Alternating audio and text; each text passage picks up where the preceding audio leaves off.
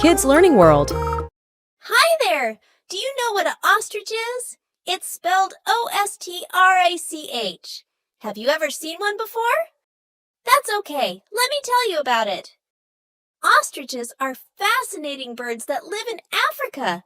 They are the largest birds in the world and are known for their long necks and powerful legs. Ostriches cannot fly, but they can run very fast, reaching speeds of up to 40 miles per hour. They have large eyes and are excellent at spotting predators. Ostriches have big, strong feet with only 2 toes, which helps them run quickly and kick if needed for defense.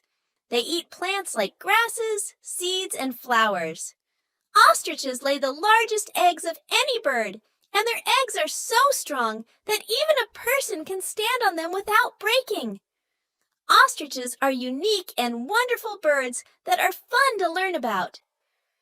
Let's draw it together. Here are some simple steps you can follow.